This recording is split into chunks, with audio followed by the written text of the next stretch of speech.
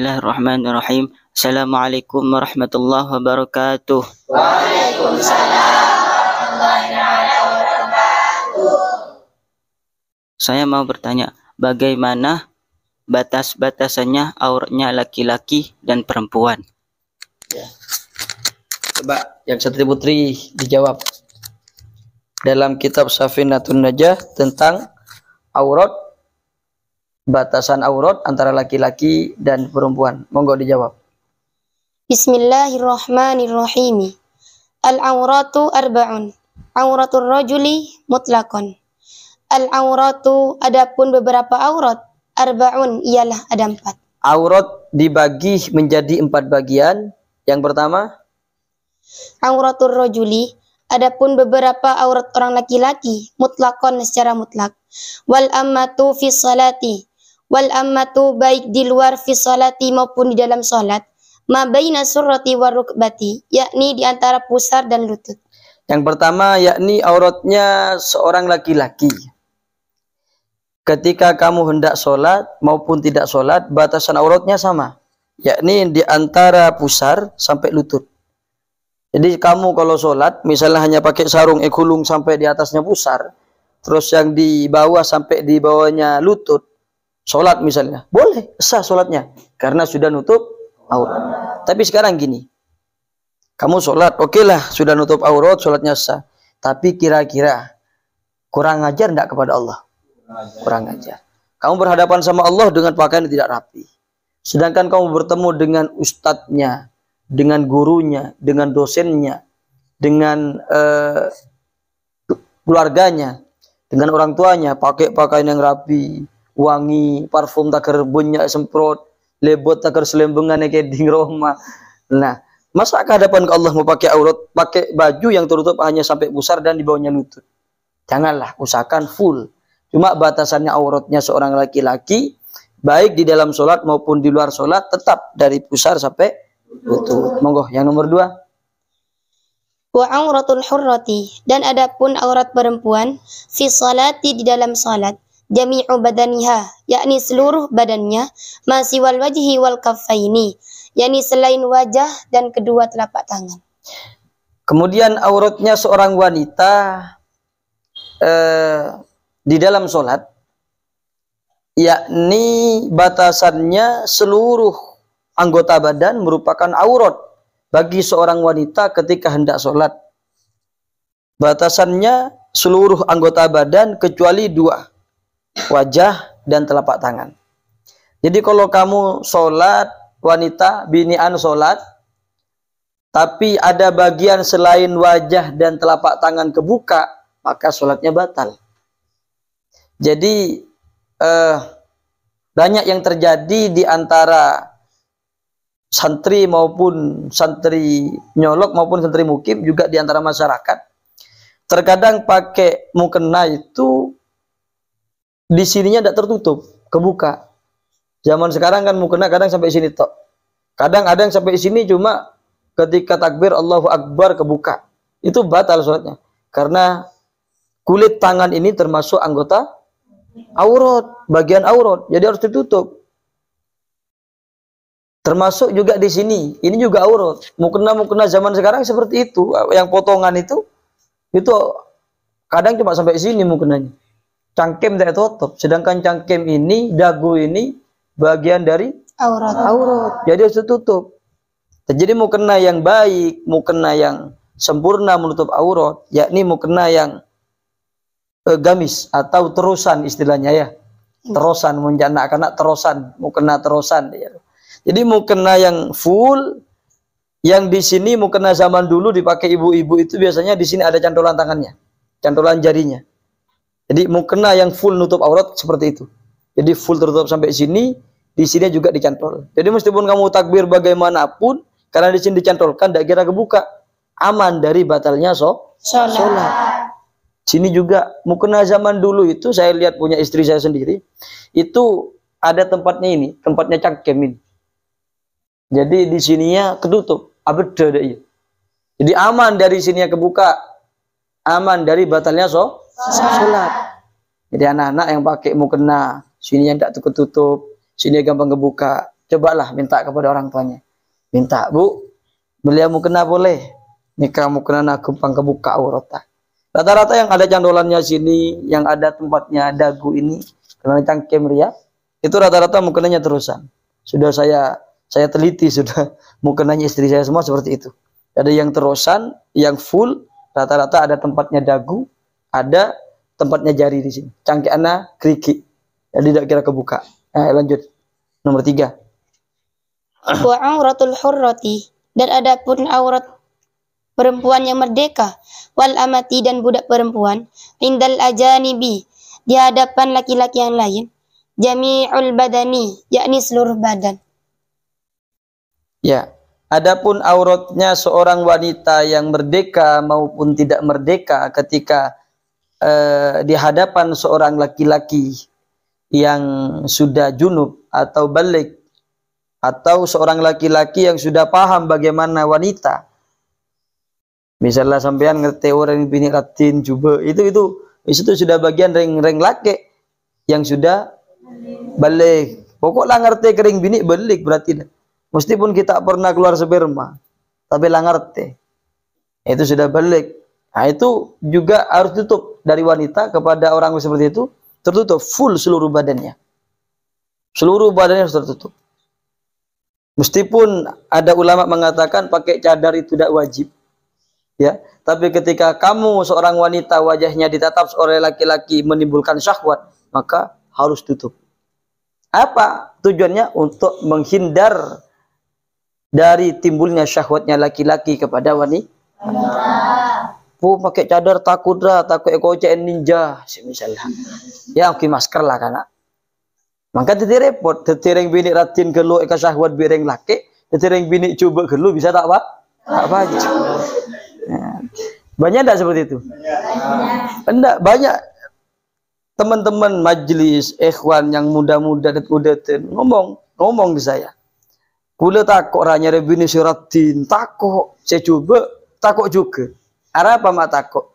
Mun siratin takok keteroreng lain dah. Era pudeki bini kula. Kene kamu ratin. Mun coba takok bosen kula dah.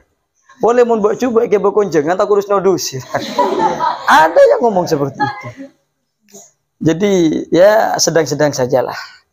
Dari yang sekiranya kamu punya istri tidak menimbulkan syahwat kepada laki-laki lain. Ya Cina pun dah ngalanya selatin pangku ya cadar.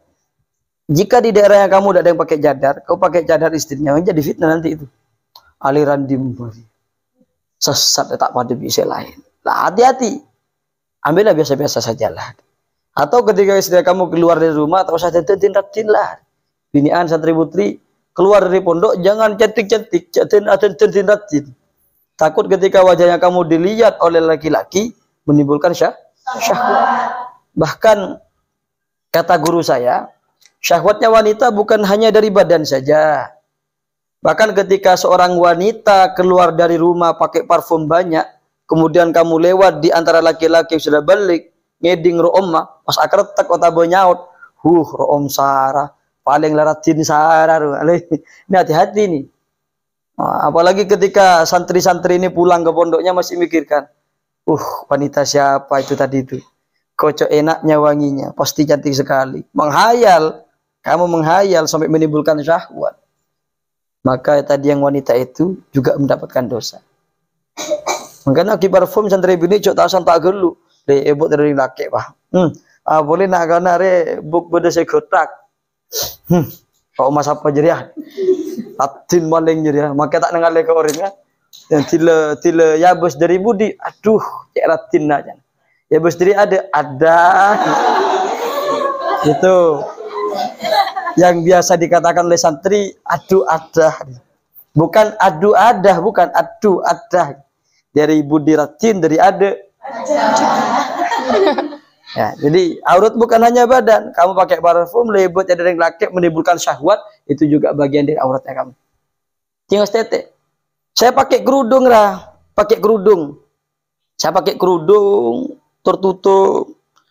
Tapi kadang lekuk-lekuk tubuh semorana, payudaranya kelihatan. Rambutnya karena kerudungnya terawang kelihatan. Apa juga aurat? Aurat. Karena memperlihatkan lekuk-lekuknya tubuh. Ya. Memperlihatkan bentuk-bentuknya tubuh, anggota badan, juga aurat. Saya pakai nutup tapi pakai celana nyekeng. Apa? Celana apa? Ngentat, ya. Atau anak-anak lagian celana pensil. Pulang kini ingat pensil ya. Nah itu hati-hati, kamu lekuk tubuhnya padeng. Dari pokang padeng kabetes, lekuk-lekuk natoot padeng gapi. Apa bedanya dengan yang tidak pakai celana? Sama tidak sama? Sama. Apa bisa dikatakan buka aurat? Bisa dikatakan buka aurat. Kenapa? Karena memperlihatkan lekuk-lekuk tuh. Nah, terkadang laki-laki juga syahwat di situ.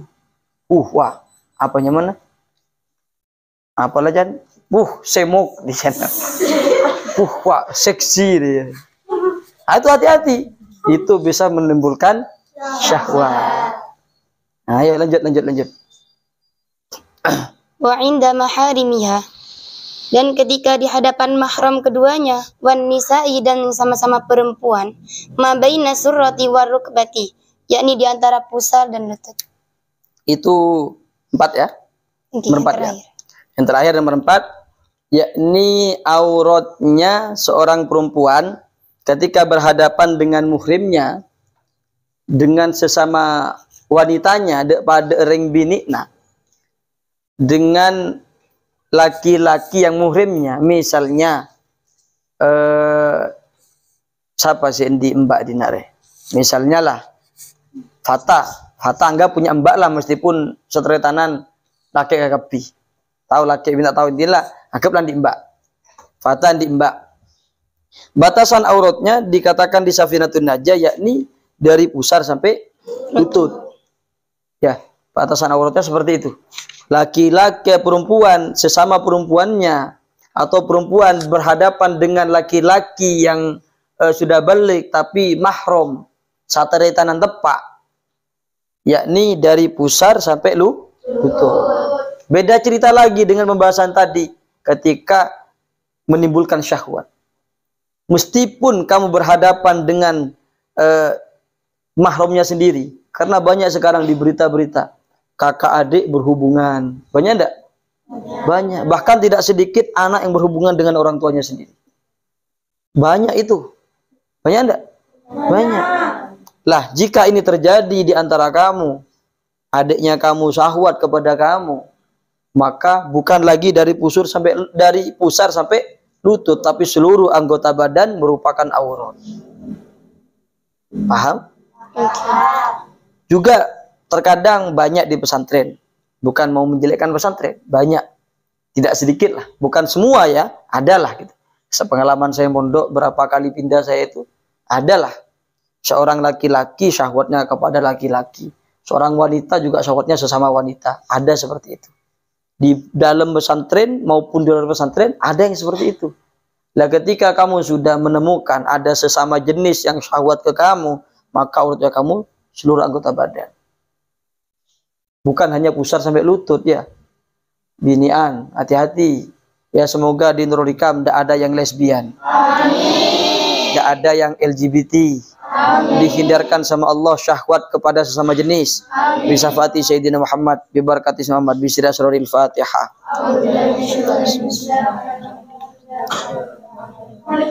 Ya.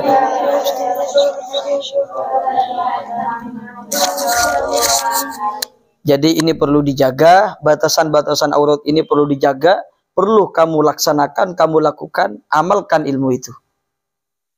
Ya, amalkan ilmu itu. Al ilmu la yanfa illa bil amal. Ilmu tidak akan bermanfaat, tidak akan ada hasil illa bil amal, kecuali kamu mengamalkan. Diamalkan ilmu itu, diamalkan biar bermanfaat. Ilmu diamalkan biar kamu semakin memahami bagaimana ilmu itu. Malah saya sempat tanya ke guru saya dulu, Ustadz, bagaimana cara kita mendapatkan ilmu laduni? Beliau mengatakan, saya pernah dengar bahwa Al-Imam Abu Hamid bin Muhammad Al-Ghazali, Al-Imam Abu Hamid Muhammad bin Muhammad Al-Ghazali, atau biasa disebut oleh ulama tasawuf Imam Ghazali. Beliau itu mengatakan, jika kamu ingin mendapatkan ilmu laduni, Maka yang kamu harus lakukan pertama adalah mengamalkan ilmu yang kamu pelajari. Jadi setiap ilmu apa yang kita pelajari kamu tulis di situ. Kemudian kamu amalkan ilmunya. Nah, itu akan menumbuhkan ilmu-ilmu yang lain sehingga kamu mendapatkan ilmu yang tidak pernah kamu dapatkan. Kamu akan mendapatkan ilmu yang menjadi rahasia Allah. Semoga kita semua diberikan kemampuan mampu mengamalkan semua ilmunya Allah. Bi syafaati Sayyidina Muhammad, bi barakati Muhammad, bi sirri asraril Fatihah. Alhamdulillahirabbil alamin arrahmanir rahim. Iyyaka na'budu wa iyyaka nasta'in ihdinas siratal ladzina an'amta 'alaihim.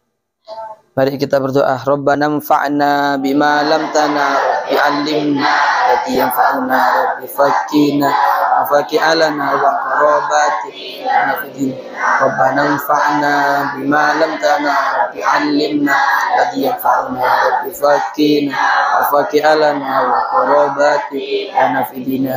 Rabbana anfa'na bima 'allamtana الذي ينفعنا رب فكهنا وفك علنا وقربات لنا في ديننا. اللهم يا غني يا حميد يا مبدئ يا معيد يا رحيم يا ودود أغننا بحلالك عن حرامك وبفضلك عمن سواك. اللهم يا غني يا حميد يا مبدئ يا معيد يا رحيم يا ودود أغننا بحلالك عن حرامك وبطاعتك عن معصيتك بفضلك عمن سواك. اللهم يا غني يا حميد يا مبدئ يا معيد يا رحيم يا ودود أغننا بحلالك عن حرامك وبطاعتك عن معصيتك بفضل سبحان ربك رب العزة عما يصفون. الحمد لله. سبحان ربك رب العزة عما يصفون على المرسلين. سبحان ربك رب العزة عما يصفون وسلام على المرسلين والحمد لله رب العالمين. بشفاعة سيدنا محمد ببركة سيدنا محمد ببركة والكرامة سلطان أولياء سيدنا الشيخ عبد القادر الجيلاني ببركة والكرامة الإمام الطريقة ومدلقك سيدنا الشيخ بهاء الدين النقشبندي رضي الله عنهما. شعل لهم الفاتحة.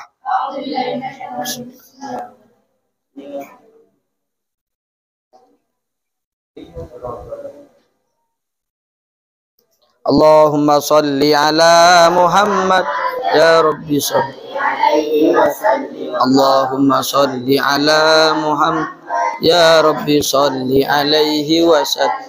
اللهم صل على محمد يا ربي صل عليه وسلم. اللهم صل على محمد يا ربي صل عليه وسلم.